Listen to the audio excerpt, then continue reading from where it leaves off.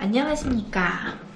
오늘은 아이가 말을 잘 하지 못할 때 할 수 있는 방법들 중 구강근육 훈련하기에 대해 이야기해 보려 합니다. 말을 할 때 우리는 입술, 혀, 턱, 입 안에 많은 다양한 근육들을 사용합니다. 그래서 입술의 모양, 혀의 위치 이런 것들을 복합적으로 움직여서 발음을, 소리를 내죠. 근육의 발달이 느린 경우 이 구강 근육이 아이가 말을 할 수 있는 수준까지 충분히 발달되지 않았을 수 있습니다. 또 정확한 발음을 내는데도 이런 근육의 발달이 중요하죠. 그래서 아이의 구강 근육을 훈련시키는 것이 아이의 발화를 도와줄 수 있습니다. 언어를 가르치기 힘든 이유 중에 하나는 행동 모방이나 사물을 변별하기 이런 것들은 선생님들이 이렇게 직접 물리적인 촉구를 사용해서 도와줄 수 있는데 언어는 선생님이나 엄마가 아이의 입을 이렇게 움직이고 이렇게 해서 혀를 이렇게 해서 소리를 내게 할 수 없다는 점입니다. 결국에는 아이가 그 소리를 스스로 연습하고 내게 해야 되는데 이 말을 할 때 쓰는 근육이 잘 발달되지 않은 경우는 더군다나 힘들겠죠.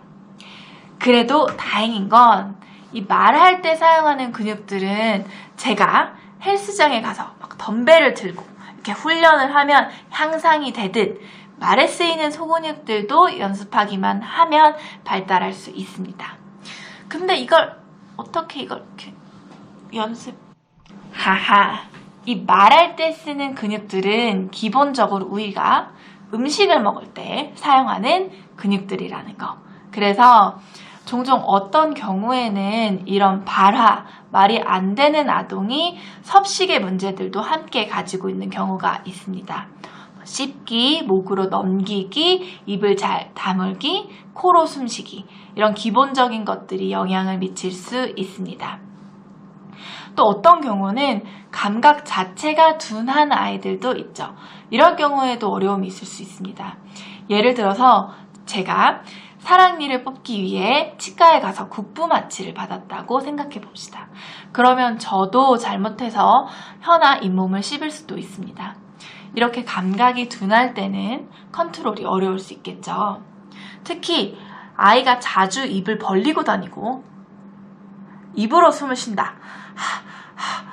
그래서 침을 자주 흘리고 다닌다. 혀를 내밀고 다닌다. 의 경우는 다양한 소리를 내기 위한 구강 근육의 준비가 안 된 상태입니다.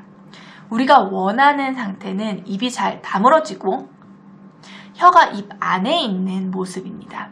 일단 혀가 밖에 있으면 다양한 말소리를 아이가 낼 수 없어요. 무리가고 불가능하겠다. 그래서 혀를 내밀고 하는 이런 것들을 연습시키는 것은 좋지 않습니다. 혀는 입 안으로 넣어서 입 안에서 움직임을 통해서 소리를 만들어내야 하는 겁니다. 그래서 혀를 자꾸 내미는 버릇이 생기면 이거 다시 이렇게 넣을 수도 없고 힘들어져요. 아이가 젖을 뗄 나이가 되고 점차적으로 다양한 아동용 컵을 사용하게 되겠죠. 그래서 나중에 우리처럼 이런 오픈된 컵으로도 마실 수 있게요. 그래서 너무 오랫동안 젖병컵을 사용하는 것은 권하지 않습니다.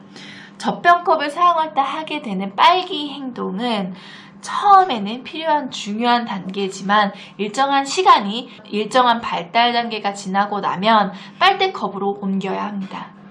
빨기의 행동은 혀를 앞뒤로 움직이게 해서 혀가 앞으로, 밖으로 나오게 하기 때문에 좋지 않습니다. 반면에 빨대컵은 혀가 밖으로 나오는 것을 예방합니다. 빨대로 마시려면 입술도 다물고 혀도 안에 있어야 되잖아요. 이렇게. 입술도 오므려야 하기 때문에 빨대컵 혹은 이런 오픈된 컵들로 연습을 하게 되면 입술에 오, 우 이런 소리 내는 것도 연습이 같이 되겠죠. 또 좋은 방법으로는 씹기 연습이 있습니다. 턱 근육이 잘 발달하게 되면 입을 다물고 혀가 나오지 않게 하는 데 도움을 줍니다. 혀가 자꾸 밖에 나와 있다, 입이 벌어져 있다 하면 씹는 장난감 같은 추위 토이도 시도해 볼 수 있습니다. 그 외에도 빨대로 마시기를 연습할 때 빨대의 두께 길이도 변화해보고 점점 더 긴 빨대를 사용하는 것을 연습해보기, 비눗방울 불기, 나팔 불기, 카주 이런 것들을 시도해보는 것도 좋은 방법입니다.